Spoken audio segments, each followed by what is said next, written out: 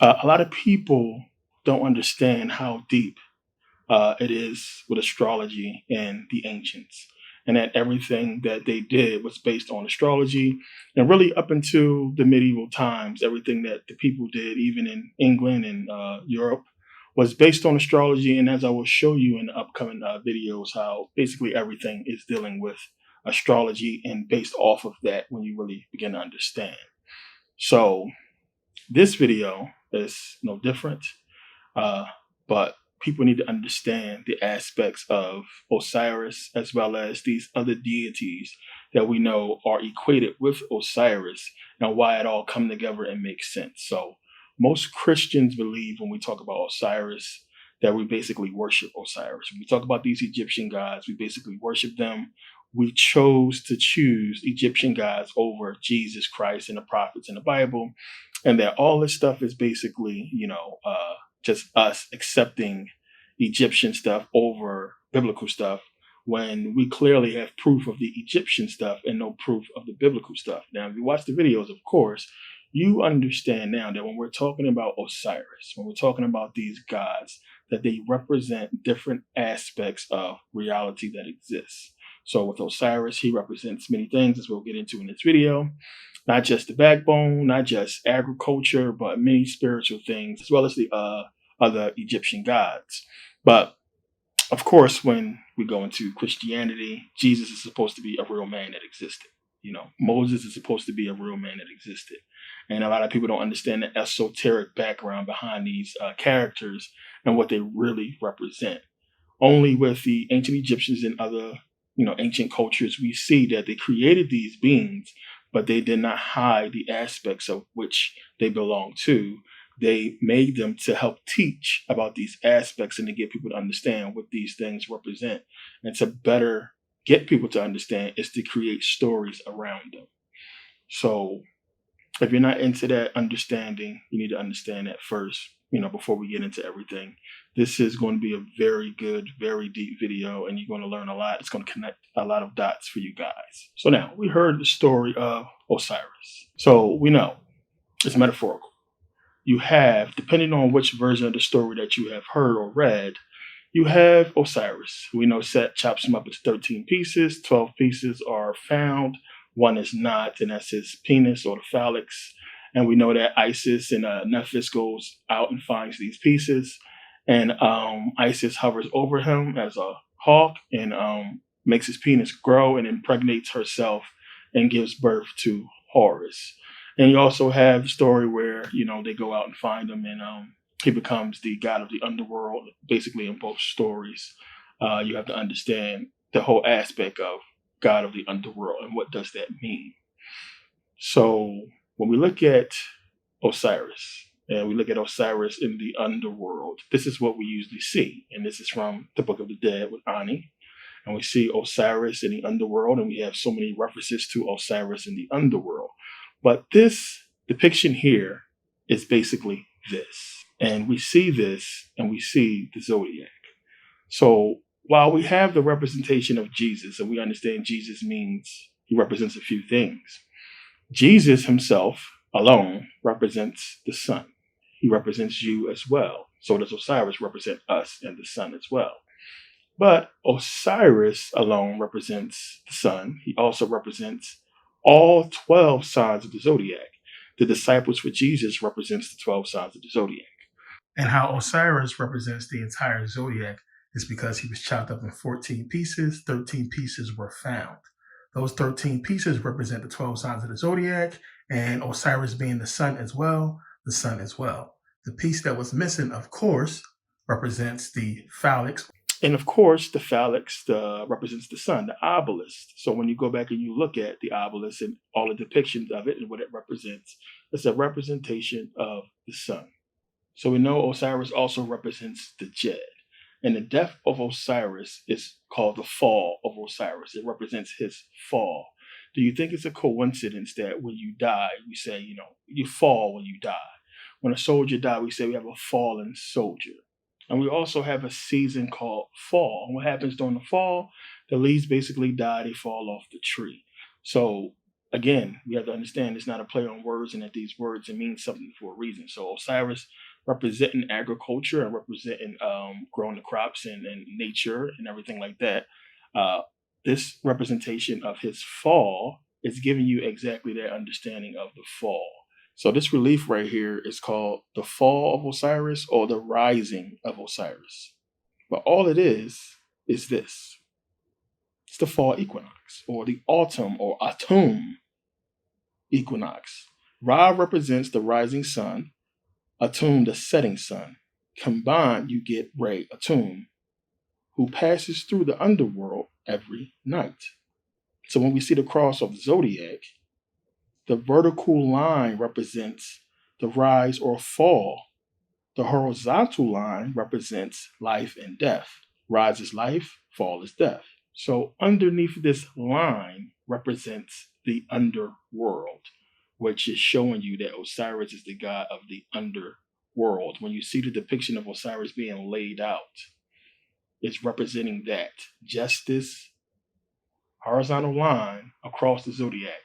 And he represents the underworld because, again, we're talking about the fall equinox. We're talking about stuff that's happening underneath this equator. So we know that line really is the equator.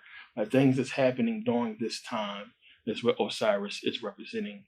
And it's simply that. So they show you, and it's all geometry, it's all math, it's science. They're showing you these vertical lines and they're showing you these degrees basically on a circle, which is, masonry when you get into it, but basically to represent the zodiac itself, which, as I said, is really the key to everything when you understand the zodiac. So this depiction, again, is representing the rise or fall of Osiris, depending on where you want to place it at. And below that line is the underworld. So Osiris is the god of life, death, resurrection, vegetation, agriculture, etc. Represents us, he represents the sun, and many other things. So the raising and lowering of the Jed is basically talking about the Corex festival, which I talked about before. When you understand during the Corex festival, you have that little man, which is Osiris, is in the shape of Osiris, and you see the wheat and barley growing from him. So when you look at the depiction, you can see that he's laying horizontally. So when you're in your coffin, when you're dead and gone, you lay horizontally. You lay flat on your back, or that's basically the death position. And we see it with our arms crossed and us laying flat on our back. So that Osiris laying horizontally symbolizes life during the Corex festival. The wheat and barley that's growing up is symbolizing resurrection or life from the underworld. It symbolizes rebirth or growth. So Isis, when she's growing the penis of Osiris, you basically have Osiris giving birth to himself, when you understand. So what does that sound like? When you look at the depiction, you see he's basically impregnating Isis to give birth to himself. It's the same thing as Jesus. Osiris is a god. He gives birth to himself, who he is the same as Horus, which is why Horus kills Set, because it's basically Osiris giving birth to himself through Isis. So he is also the father and he's also the son, you understand. So it's the same representation with Jesus. You have God impregnating Mary and giving birth to himself. And this is one of the reasons why the story is all confused. And some people don't want to say, well, Jesus is not God and so on and so forth. So they can throw shade on the fact that it equals with the Egyptian story of Osiris. Because Osiris is basically giving birth to himself, just like with Jesus. So basically, this right here is the same as this. Take a look at it. I know it's going to blow people's mind, but it's the same exact thing. You have Jesus representing the Son. You have the 12 disciples. The same thing with Osiris, who he himself represents the Son, and also the 12 signs of the zodiac, just like the disciples represent the 12 signs of the zodiac. So you got to start putting this stuff together and understand we're talking about the same stuff. And as we go on, you're going to see what other deities is getting into the same exact thing that's going back to one understanding. We're talking about stars, we're talking about the universe. So you have autumn, which is basically fall, starting September 22nd and ends December 21st, which is the start of the winter solstice, as we all know. And then we know the whole story with Jesus Christ and the whole thing with that and what that entails is the same stuff. So you have the rising and lowering of the Jed, which deals with the solstice and equinox. So now the solstice is when the sun is basically the furthest away from the equator during Earth's rotation. And you have the equinox, which is basically when it's at its closest distance from the equator. So Isis rising and lowering the Jed and Mary holding Jesus is all symbolic. It's talking about the precession of the equinox and the solstice. So when we look at the depictions, they are the same, talking about the same thing, both representing the sun. So now we know Osiris represents many things. So when we look at this depiction of the Last Supper, these 12 disciples don't only represent the 12 signs of the zodiac. They don't also just represent, the seasons. They also represent planets and constellations. And when you look at this and you compare it to the Ani's Book of the Dead with Osiris, as I said, it's the same. But this becomes this. So as I said, you are the sun. Jesus and Osiris represents the sun. So when we're talking about the underworld, when it's talking about judgment, it's simply talking about the sun's journey through the constellations, which is our journey through the constellations. That's all it's talking about. When it's talking about Osiris being the god of the underworld, the sun is taking that journey to the underworld, plain and simple. So we're talking about, as I said, that horizontal line, which is basically, you have to look at it as a zodiac, a circle, and understand that below that line during this time frame, which would be the winter solstice, is the sun, going through that period. But the sun also making its entire journey through all the constellations is what it's representing when it's talking about Osiris. So in the book of Revelations, Jesus says, I'm the Alpha and Omega, the beginning and end. And we know that Osiris is also referred to as the Alpha and Omega, the beginning and end. That's what these represent. So just like God is Jesus, Osiris is Horus. So you have God basically giving birth to Jesus, or having Mary give birth to Jesus with no penis. The same symbolic thing with Osiris and Isis. There was no penis. It's symbolic.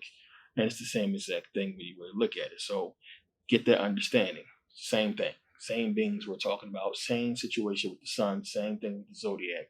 It all makes sense when you begin to understand and look into everything. So remember the Sphinx. And we're talking about Alpha, Omega, beginning, and end. The Sphinx represents the beginning, if you remember. So the Sphinx represents Leo, which Leo faced, the Sphinx faced Leo between 10 and 30,000 years ago, which we know the Egyptians called the Septepi, or the first time. So when the moon is in Leo, it marks the beginning of a cycle, a monthly cycle. When the moon is in Cancer, it marks the end of a cycle. So the moon in Leo represents the right eye of Horus. When it's in Cancer, the left eye, which is basically the Alpha and Omega. But it's much deeper than this, as I'm going to break down right here. But first, understand, as we know, Jesus in the end of Revelations, Revelations 22:16, he says, I am the bright and morning star. Osiris is also referred to as the bright and morning star. We know Lucifer, Satan, is referred to as the bright and morning star, but we know the bright and morning star is Venus.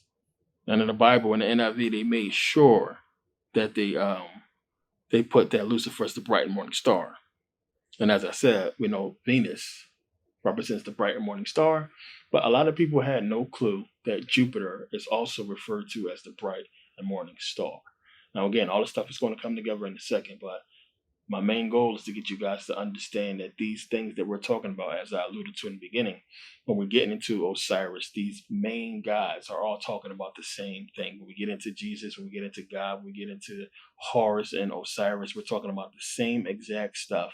And that everything that we're talking about, the main deities, the main topic of all these so-called religions, is going back to astrology, the planets, and the constellations, which is everything still today and was everything back in the ancient world.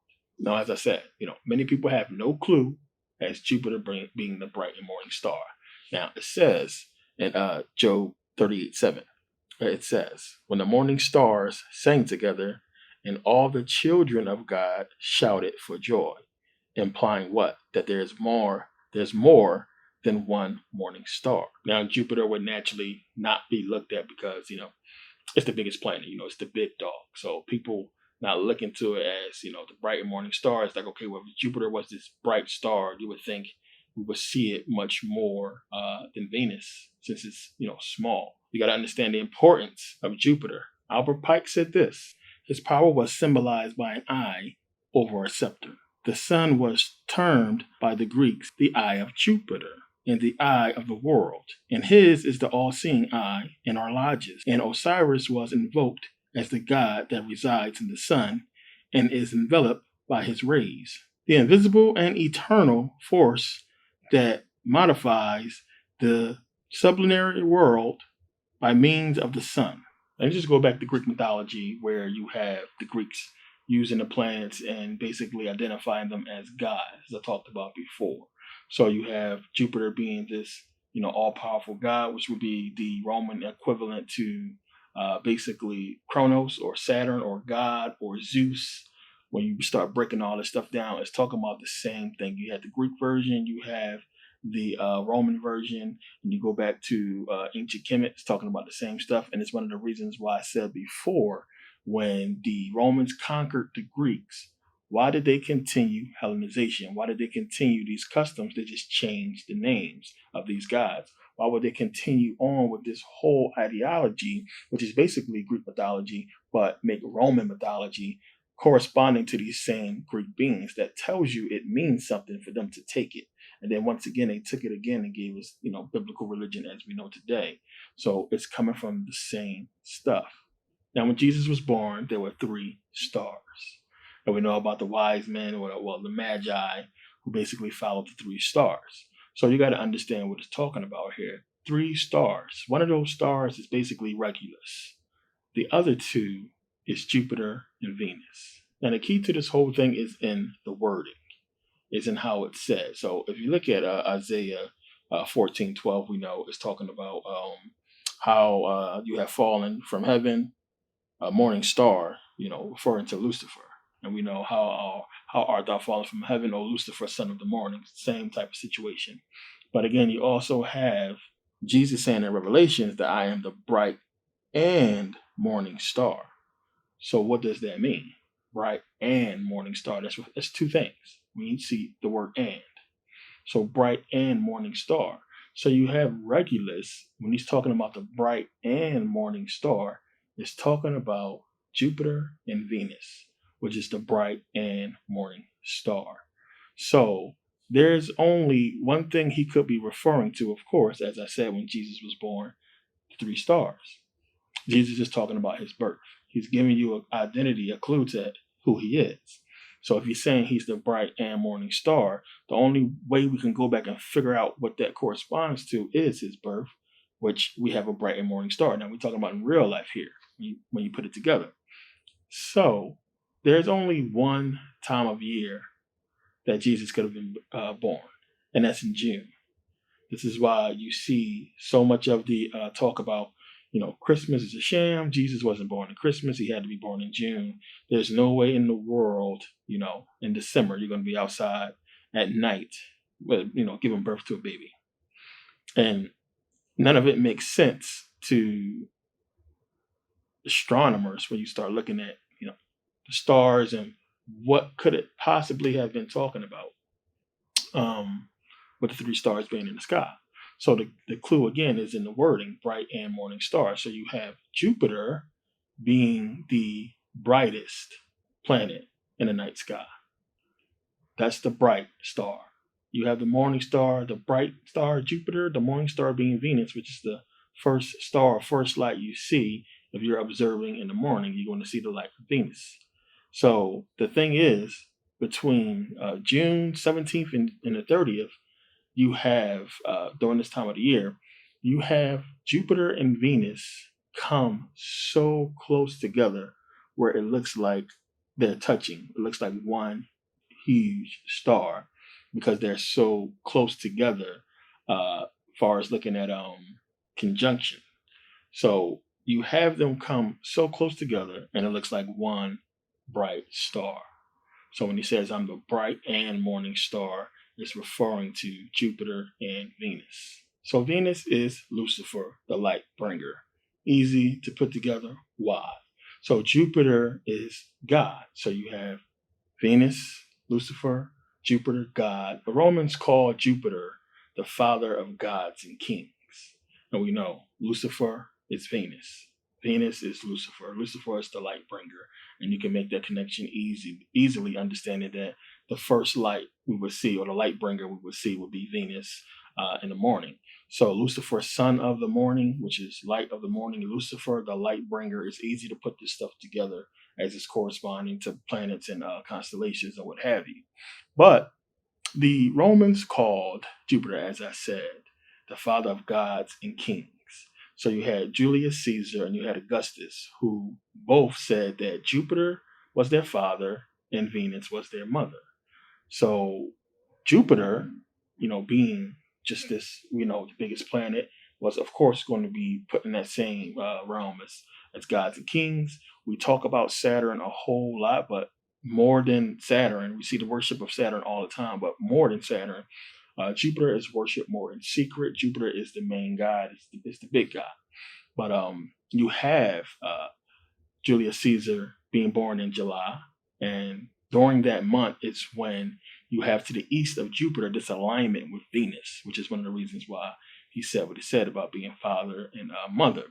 But Julius Caesar was also the high priest of Jupiter Ammon, or Zeus Ammon. As I showed you guys when I went to the Cairo Museum, I showed you the head of Zeus Ammon. It's the same as Jupiter Ammon. And we know this stuff exists. It was in the Greco-Roman section in the Cairo Museum. And this stuff is there. Like I said, they don't hide this stuff. All the stuff is there, showing you exactly where all this stuff corresponds back to. It's representing when you understand duality, plain and simple, masculine and feminine energies. So the thing with Jupiter is both male and female, while Venus is female. We've seen Jupiter as, strong male, but Jupiter has also been represented by women.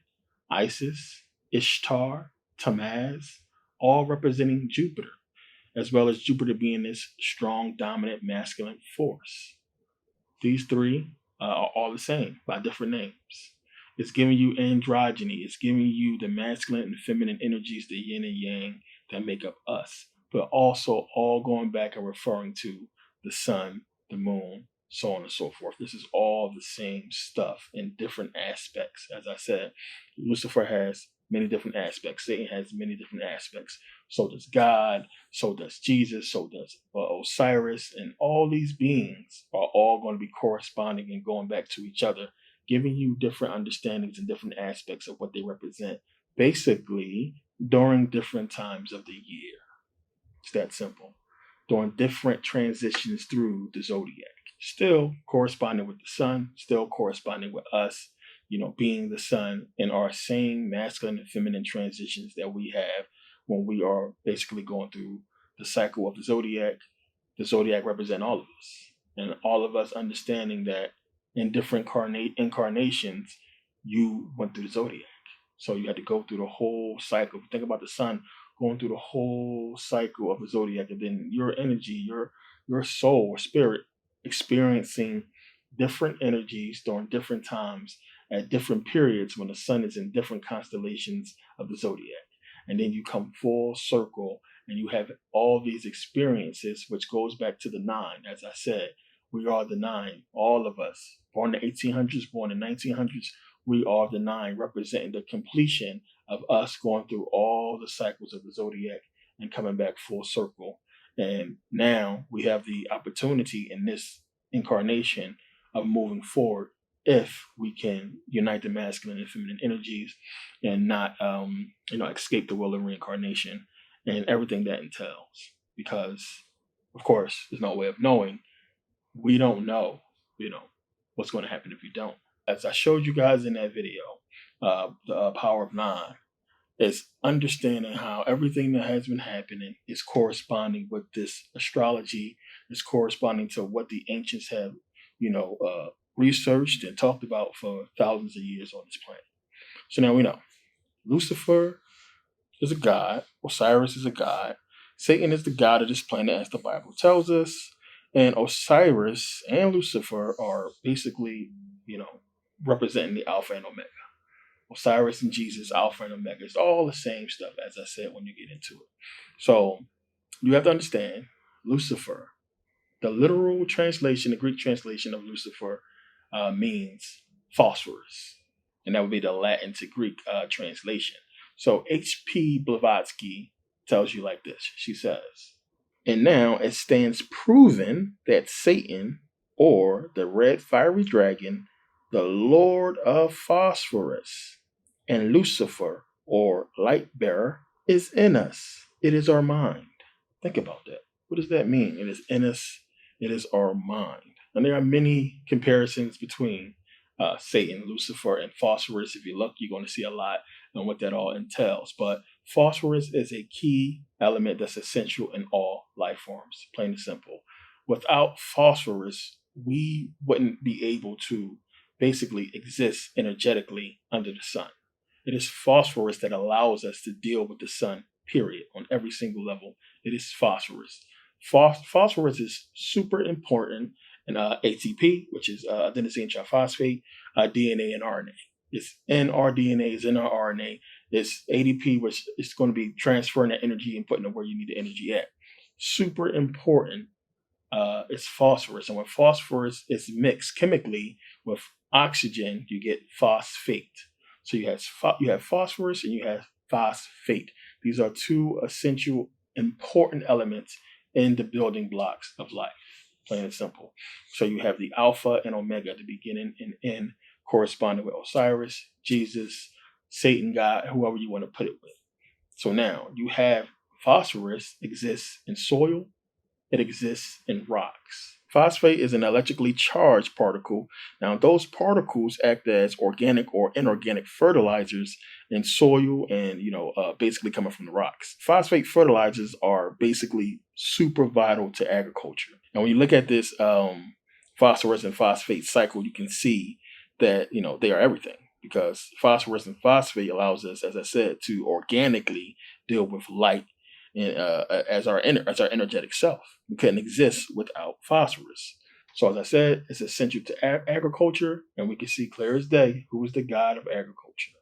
Osiris. Who is the god of fertility? Osiris. Of growth. We're talking about this phosphorus going into the soil and allowing things to grow, and it's representing the rebirth, just like Osiris. When you look at the depictions, you can see clear as day what it's talking about. But there's more to this, of course. So it's one of the reasons why you have Osiris being green is because when phosphorus mixes with oxygen, it creates this green glow. And we know Osiris being the Jed, which is the backbone. You also have a sugar backbone. You have a DNA backbone. You have a phosphorus backbone. It's not just the actual spine, but it's dealing with so many different backbones of these things we're talking about. And as I said, they didn't make these words correspond with these things for no reason. It all goes back to the same stuff, and it just starts to boggle your mind as to how deep it goes back as to where they created this English language to make sure that backbone corresponds to something that's going to be represented with, associated with Osiris. So now all these things was ascribed to Osiris long before Lucifer, long before Satan, long before anything biblical was created. So we always go to the originator and say, these are aspects of Osiris that our ancient ancestors understood and knew and ascribed to him. So again, when we're talking about Osiris, when we're talking about all these different aspects and things that he represent, it's more than just, some god to worship. And that's one of the things we try to get religious people out of the habit of just wanting to worship.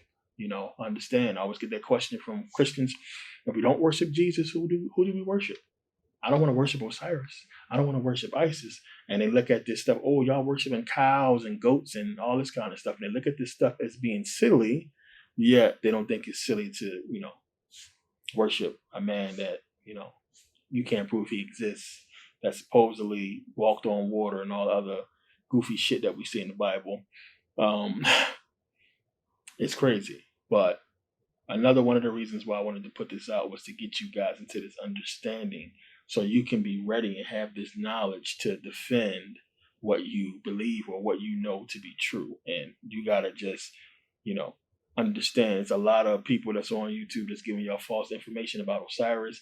You're going to read stuff about Osiris actually existing. Remember, I told you guys when last time I was in Egypt, I went to the tomb of Osiris. Man, they found a tomb that's supposedly dedicated to Osiris, and I paid $1,000 to go down there. And you can't take no pictures, no photos. You can't even bring your phone down there. You can just go and see with your own eyes. And one of the things that I wanted to see for myself was the understanding of what Osiris was trying to represent, other than fertility and everything. It's the message that you find there, fittingly so, in Saqqara, where you have the whole the Sphinx, they call it, and the whole association with Leo and the constellations, and then that being there, giving you the understanding that Osiris, who is the god of the underworld, the god of agriculture, is telling you to leave. So he's basically saying, when you're done here, get the fuck out of here. Don't come back here. Go to